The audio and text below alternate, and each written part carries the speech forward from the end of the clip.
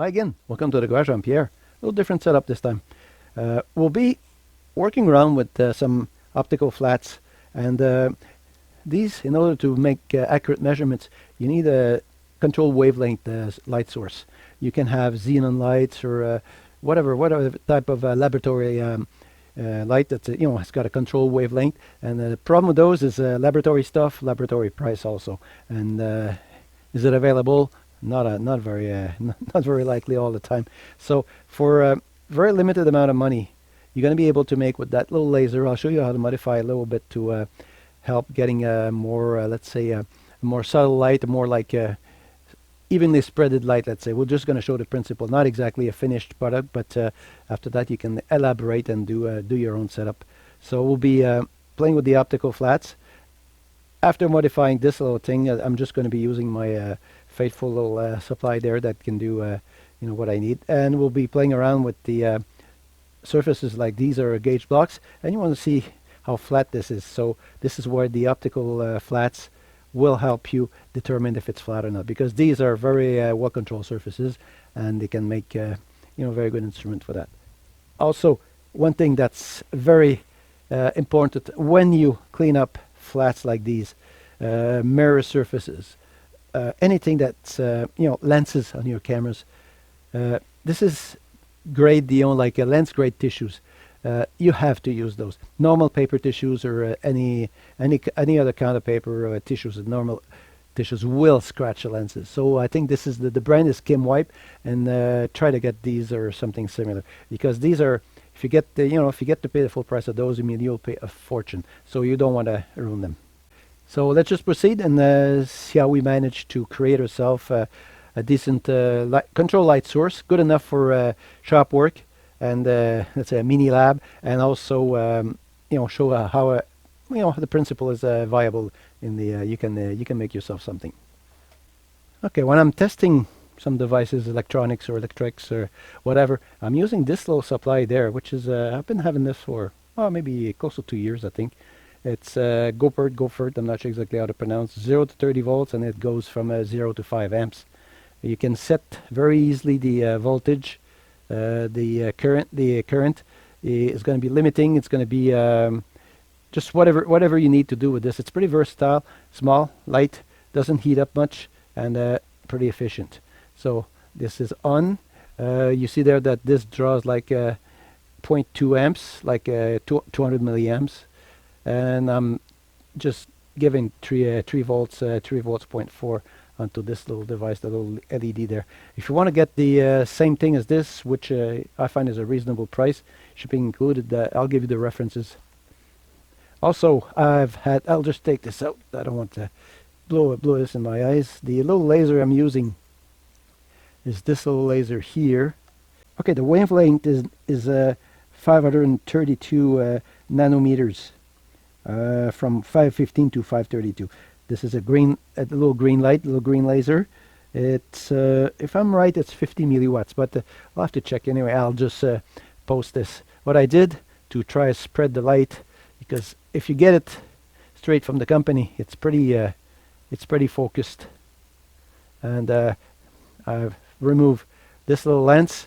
This is goes deeper a little bit. This other little lens on the top. So by removing those, you get a much broader, I don't know if I can just send this somewhere. You can see, okay, there you go. I think you can see there that it gets much broader. If I use this little lens there, you see that it's going to, depending upon the, the distance and how I can focus it, it's going to make a much more focused point. It's not a very, this is more like a broad, even with the lens, it's more like a broad laser. But I got enough power to light up my scene there when I work with it, just by making a little hole in ping pong ball, just a regular ping pong ball. A little bit of pressure in there. There we go. It's going in there, and it stays there. It's diffusing, and I'm going to be using it in conjunction with a white paper dome that's going to reflect the light over my working scene. We'll be just seeing this when I'll measure a few of the things in there and show you the optical lines in there. By having a low light like this at $15, you can achieve lots of the work that sometimes don't need the precision to the 1% range, let's say. You're getting a decent range, decent precision, and for a decent price also. Optical flats here. Number 1 is this one here. Number 2 is this one here.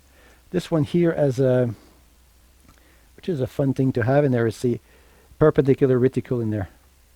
I'm not sure the measurements. I'll write it down on the subtitles. There we go.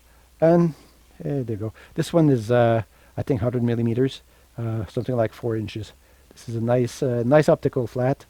These are not bad in price.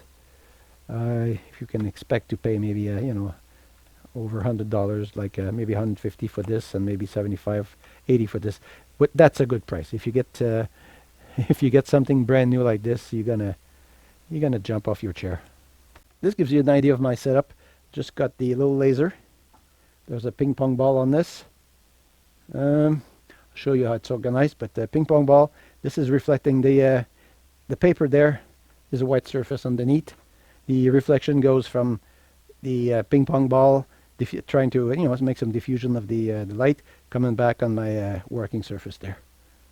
So, and the ambient light in this corner of the shop is pretty much lower than the regularly working area. There we go. Here, this is a pretty good example. See those little lines there? I'm on top of the gauge block. There is a reticle line, which is this white line there.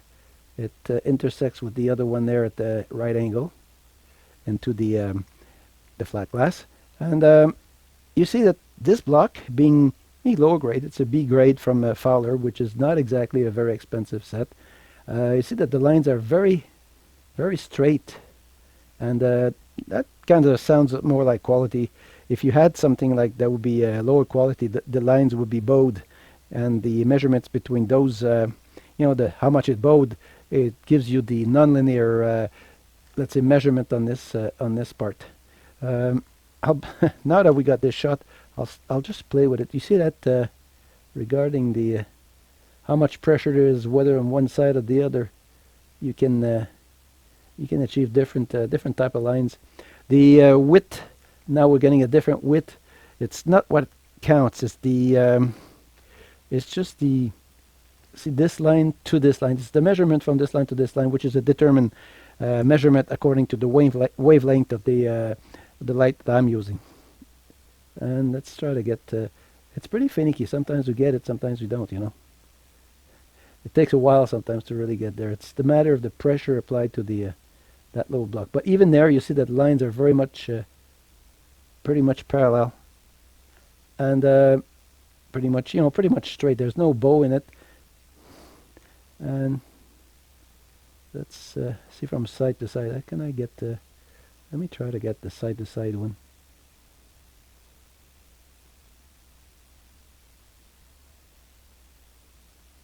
That's not easy. You have to play with the pressure you got on the optical flat glass. Come on. Anyway, that shows that this surface is pretty good. And let's try something else now.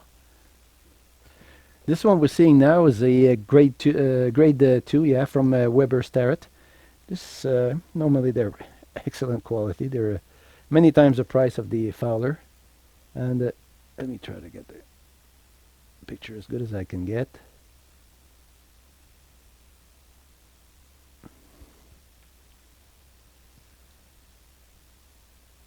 I think that's about what we're getting. I'll try to line up the. It's a matter of the pressure applied on it. So, see, the reticule follows the line that are pretty straight. So, means these blocks are ground with a very, like a very flat surface. That's the characteristics of flat blocks. Also, if you're trying to make measurements on the surfaces that aren't very reflective, like close to mirror finish, you're not going to get any decent results from this. Okay, this is a hard disk platter. Let's see how I can measure. Let's try to make everything as clean as possible. I'm going to try to use a clean part in there. The hard disk will deform, the platter will deform, because the weight of the glass here is going to be applying too much pressure on the underneath it. There you go. You see that it's not as it's not as straight as you can. Let me just try to see if I'm applying pressure on the different, like I'm applying pressure on this side here, and I'm applying pressure on the other side there. See the lines are bowing, lines are, it means that the surface is getting non-flat anymore, which is already not that flat, because you see the bow in the lines there, and by even playing more with it, just the flatness changes. The platter is too thin, too flimsy to really be of use.